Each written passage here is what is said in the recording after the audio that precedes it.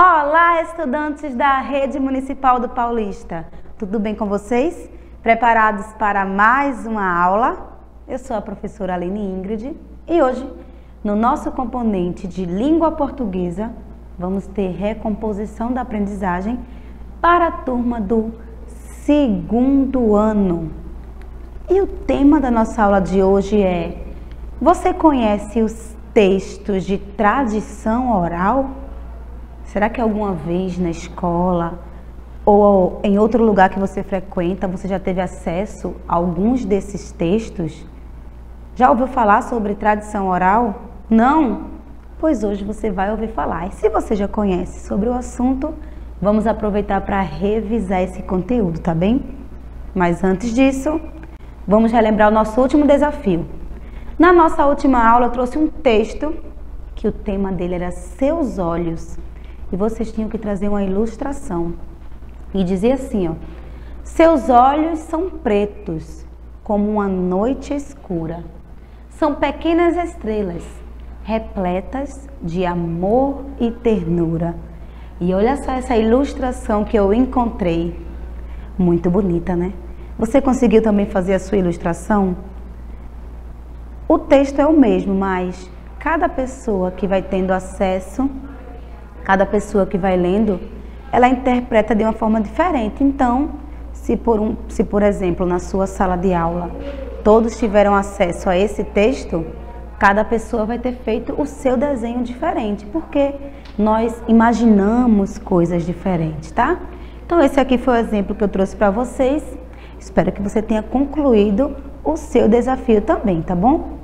Mas vamos lá. Você conhece, você sabe qual a importância da tradição oral? Por que a gente está falando tanto de texto, de tradição? O que é que isso significa?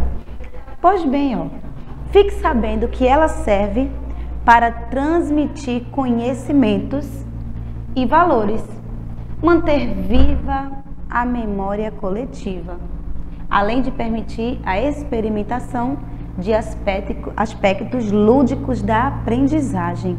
Então, na maioria das vezes, os textos de tradição oral elas são passados de pai para filho, de geração a geração.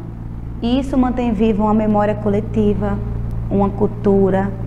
Possa ser que alguém tenha inventado uma história há muito tempo atrás e saiu contando essa história. E atualmente a gente já pode ter tido acesso a ela sem nem saber que foi criada há tanto tempo atrás. Isso é o que a gente chama de manter viva uma cultura, transmitir conhecimentos, manter viva uma memória, certo?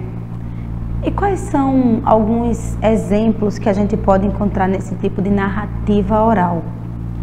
Vamos ter provérbios, anedotas, adivinhas, lenga-lengas, trava-línguas e contos. Esses são alguns dos exemplos, tá? E agora a gente vai conhecer um pouquinho sobre cada um deles. Mas, ó, a tradição oral, como eu falei para vocês, são passados oralmente de uma geração para outra e ele vai ter algumas características, tá? Vai ter um tema relacionado à cultura popular, à cultura de um povo.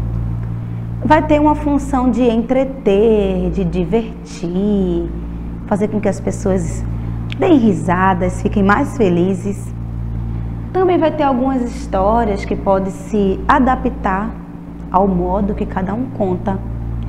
Uma história bastante conhecida, como a de Chapeuzinho Vermelho, possa ser que várias pessoas conheçam, mas não contem da mesma forma, porque cada um vai ter o seu jeito de falar sobre a história. E vai usar técnicas que auxiliem na nossa memorização, como repetições, rimas, bordões também, tá certo? E vamos começar pelas lendas e mitos. Geralmente são histórias que alguém criou, uma história que foi inventada e foi passada para outras pessoas. Algumas explicam a origem de alguma coisa, como os mitos, por exemplo, e as lendas faz parte da cultura popular de um povo. Geralmente se trata de seres inanimados que vivem na floresta, como esses exemplos que eu trouxe de lendas brasileiras, né?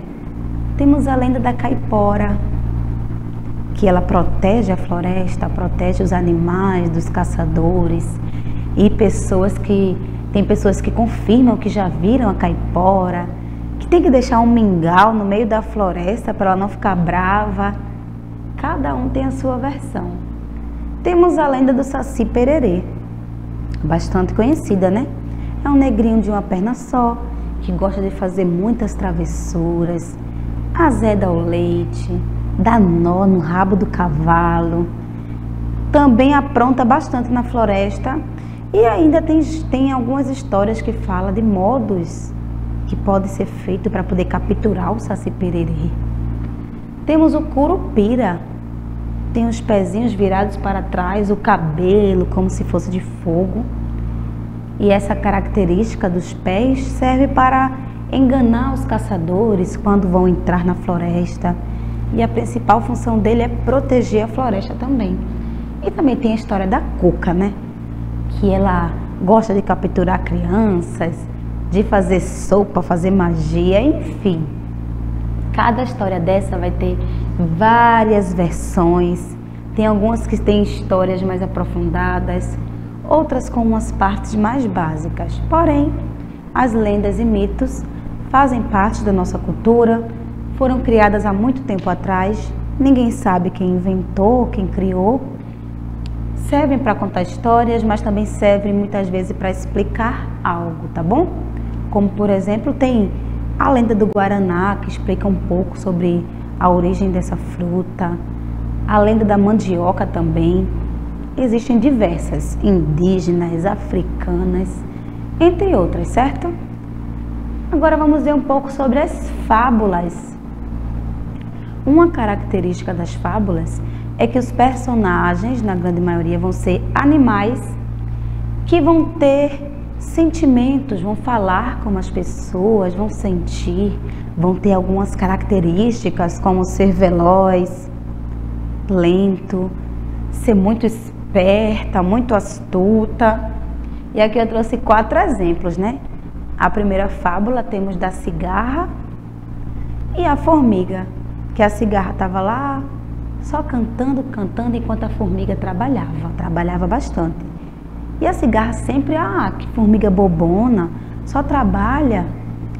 E quando chegou o inverno, que já estava tudo congelado, as formigas tinham bastante comida em casa e a cigarra, passando frio, foi lá pedir abrigo às formigas, que acolheram a cigarra e falaram: agora é sua vez de cantar pra gente. Então, sempre vai existir uma moral da história, para que a gente tenha uma lição sobre cada uma delas. Outra bastante conhecida, né, da tartaruga e a lebre, que eles vão apostar uma corrida e a lebre, por ser tão rápida, resolve tirar um cochilo no meio da corrida. E a tartaruga, em seu tempo, bem devagarinho, chegou lá e conseguiu vencer. Temos outro exemplo também aqui, do leão e do ratinho. Um leão estava lá dormindo, os ratinhos, começaram a andar por cima dele. Quando ele acordou, viu que tinha um rato ali perto dele e poupou a vida, né? O ratinho: por favor, poupe a minha vida que um dia eu vou lhe retribuir. E aí o leão deixou passar. E foi uma certa vez, uma rede conseguiu capturar o leão. E quem é que estava lá para salvar ele? O ratinho, né? Conseguiu roer as cordas e salvar o leão. Outro exemplo aqui temos do corvo e a raposa, onde o corvo encontrou um pedacinho de queijo e a raposa: seu corvo, você é o que canta mais bonito, você tem uma linda voz. E quando o corvo foi se gabar, abriu a boca, deixou o queijo cair e a raposa abocanhou. Então esses são alguns exemplos de fábulas mais conhecidas. E a característica, como eu citei para vocês, né? Serão animais os personagens e sempre vai ter uma moral da história. Agora, as canções. Será que se eu colocar aqui na tela algum animal Você vai lembrar de uma canção que tenha esse animal? Então vamos ver. Primeiro eu tenho aqui o cravo e a rosa. Será que tem alguma canção bem antiga que você lembre? As canções, geralmente, é a nossa mamãe, a nossa vovó que canta pra gente e a gente acaba aprendendo. Atualmente existem diversas canções que vão surgindo, novos personagens, porém, sempre tem aquela canção mais tradicional. Nesse caso aqui, é a história que o cravo brigou com a rosa debaixo de uma sacada. O cravo saiu ferido e a rosa despedaçada. Vamos ver mais um animal que vai chegar aqui para você entoar uma canção. Um sapo. Será que existe alguma canção que tenha a palavra sapo? Tem várias, né? Temos sapo cururu na beira do rio. Tem outras também, o sapo não lava o pé, não lava porque não quer, entre outras. Vamos ver mais. Borboleta, borboletinha. Você lembra de alguma música que tenha borboletinha? Borboletinha está na cozinha fazendo chocolate para a madrinha. Eu gosto bastante dessa porque dá pra gente brincar muito. Mais uma. Barata. Tem alguma música com barata? Existem sim, né? Aquela que a barata diz que tem 7 saias de filó, mas que é mentira da barata. Ela tem uma só. Vamos ver se tem outro aqui. Minhoca. Conhece alguma música com a palavra minhoca? Tem, né? Minhoca, minhoca, me dá uma beijoca. E temos aí alguns índiozinhos. Tem diversas músicas, né? Mas tem uma muito conhecida, né? Que é 1, 2, 3 índiozinhos, 4, 5, 6 índiozinhos. E aí a gente já consegue aprender muito a contar, a entender a sequência dos números, utilizando apenas algumas canções, né? Muito interessante. E geralmente quando a criança vai dormir, a mamãe gosta de balançar, cantar um pouquinho para ela. E na escola a gente também aprende várias canções, não é isso? Agora eu tenho aqui um conto popular. A própria palavra já diz, né? É algo popular que alguém contou e foi repassado, geralmente sobre um local que se vive, sobre alguma região. E eu trouxe aqui um trecho do conto da Cobra Norato. Já ouviu falar sobre ela? E diz assim, nas terras e rios do Pará, não há quem ignore a vida da Cobra Norato. Canoeiros apontam para lá e para cá, mostrando os locais por onde passava a Cobra Norato. E esse é um conto que existe nessa região, né, do Pará, e que existia uma grande cobra adormecida, e uma história bastante antiga que faz parte da cultura desse local, desse povo, dessa região, tá bem? Agora temos o lenga-lenga. O que será esse tipo de texto, lenga-lenga? Geralmente ele vai trazer um pouco de coisa engraçada e algumas palavras que vão rimar como se fosse um texto ou uma canção que sempre vai haver rima. E eu trouxe aqui um trecho para vocês que é a casa e o seu dono. Olha como se dá a lenga-lenga. Essa casa é de caco. Quem mora nela é o macaco. Essa casa tão bonita, quem mora nela é a cabrita. Essa casa é de cimento, quem mora nela é o jumento. Essa casa é de telha, quem mora nela é a abelha. Essa casa é de lata, quem mora nela é a barata. Essa casa é elegante, quem mora nela é o elefante. E descobri de repente que não falei em casa de gente. E esse é só um exemplo, tá? Existem diversos outros textos que se encaixam nessa categoria aqui. Agora eu trouxe um bastante divertido, que é sobre adivinhas. Vamos lá? O que é o que é? O que o pernilongo tem que é maior que o elefante? Imagina aí, um pernilongo e um elefante. O que é que ele tem que é maior? O nome, né, gente? O nome pernilongo é bem maior que o nome elefante. E as adivinhas, elas servem pra gente se divertir, pra gente dar risada. Geralmente alguém vai fazer uma pergunta que vai ser meio difícil de responder, né? Não vai ser uma pergunta tão fácil de ser encontrada. Vamos ver outro exemplo. O que é o que é? Quem precisa de uma mãozinha para trabalhar? Quem será que precisa? Já sabe a resposta? É a manicure, porque ela vai precisar, ó, trabalhar, deixando as unhas mais belas. Vamos para mais um. O que é o que é? O que é que se compra para comer, mas não se come? Se compra para comer, mas não se come. Você já sabe a resposta? Já posso falar? É o garfo, né, gente? Eu vou comprar um garfo para poder comer, mas eu não vou comer o garfo. E aqui eu tenho mais outros exemplos, porque adivinhas existem diversas, uma diversidade. Agora vamos para os provérbios.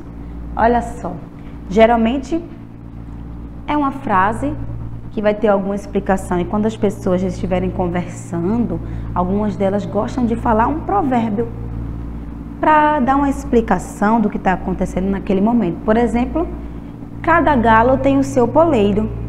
Isso quer dizer, ó, que cada pessoa tem o seu lugar, cada um vai ter a sua função. Outro exemplo, quem não tem cão, caça com gato. Se tem alguma coisa que precisa ser resolvida e você não tem aquilo que é necessário naquele momento, você vai poder usar outra coisa, mas tem que cumprir sua tarefa. O que os olhos não veem, o coração não sente. Cada macaco no seu galho. E Deus escreve certo por linhas tortas. E ó, casa de ferreiro, espeto de pau. São só alguns exemplos, tá? Antigamente as pessoas usavam mais provérbios. Hoje em dia a gente não vê tanta pessoas que usam em suas conversas. Outro exemplo aqui é o trava-línguas. Trava-línguas.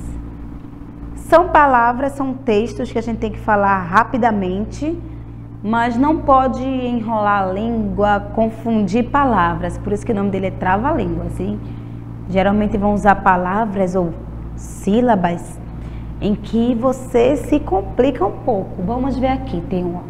Sabia que a mãe do sabiá sabia que o sabiá sabe assobiar? Essa deu para falar porque foi devagar, né? Agora vamos tentar rápido. Sabia que a mãe do sabiá sabia... Já errei. Já troquei a palavra. Vamos ver outro aqui, ó. No vaso tinha uma aranha e uma rã. A rã, arranha. A aranha, arranha, a rã. Será que a gente consegue dizer bem rápido? No vaso tinha uma aranha e uma rã. A rã, arranha, arranha. Sou péssima em trava-línguas. Também existem vários outros modelos, tá? Para você poder se divertir com as palavras.